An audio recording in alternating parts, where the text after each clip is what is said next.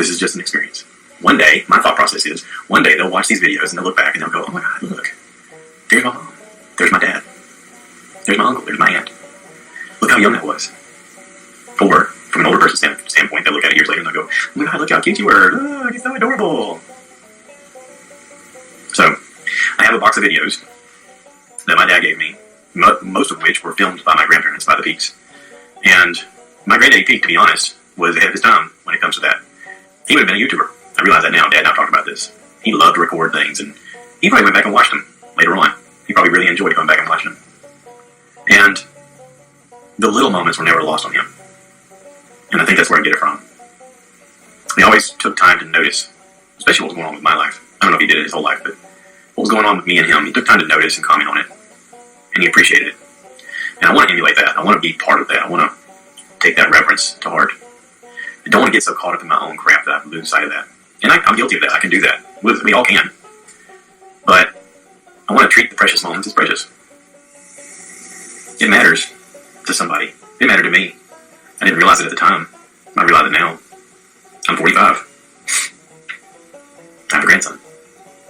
It puts things in perspective. But anyway, not to get all down and dumpy about that. Let's talk about other stuff. This is the Stuff I Heard podcast, by the way. Hey, that was my boy Josh doing his podcast. He does a podcast called the Stuff I Heard podcast, and I don't even know how to find it. I know it's on YouTube. If you go to Joshua Peek, you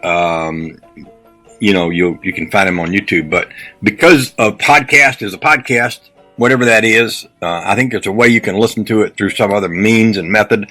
I think, and this is just me, like not being technically up to speed on much of anything, but I think, like if you're a young truck driver, you can plug in your phone to your ear plugs and you can push some buttons and you can hear podcasters, which when I was a truck driver, we were stuck with AM and FM. We had AM radio, we had FM radio. A lot of times during the middle of the night, AM radio worked pretty good because you could pick up stations down in Louisiana where they had the all-night truck driving show. You could pick up here Dave Dudley and all them guys, and later on they came out with all these talk shows where you'd have these political commentators, and they'd be, I think commentator is a good word because, you take a tater that you dig out of the field. We got millions of them up in the ground in northern Maine, and you dig them up and they're all commentators. And basically that means anybody can be a commentator. And there was a lot of them. I remember I used to hear them, and I get pretty sick of some of them, and I like some of them. But, I got sick of radio because I was driving truck all the time, because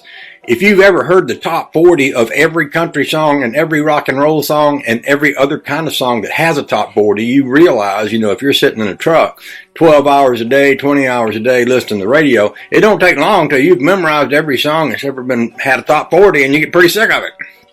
And classical music, well, it'll put you to sleep. You drive a truck down the road and you start hearing some classical music, next thing you know, you're in the ditch somewhere because you went to sleep.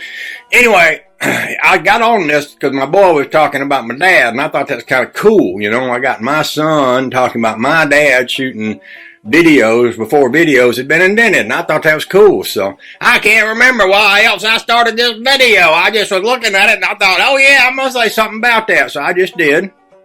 And whether you like it or not, I still said it. So just deal with it, okay? Just deal with it. And if you want to find out how to get to the Stuff I Heard podcast, well, maybe Josh will come on here and put in a comment and make a link and show you how. Because otherwise, I don't even know how to tell you how. But anyway, y'all have a good day. I'll give you a shot out my window so you can see what it's like here.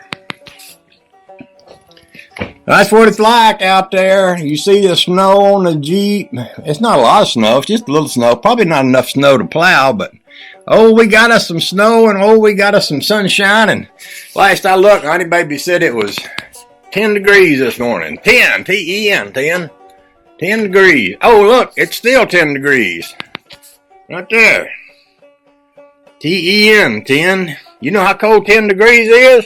Well, it's so cold, if you go out the door and you open the door and the air touches your arms, it freezes the hairs on the air freezes the hairs on your arms. Ah! Ah! I'm going back inside. Okay? Mercy sakes, great balls of fire. Too cold for Georgia, boy. That's all I got to say.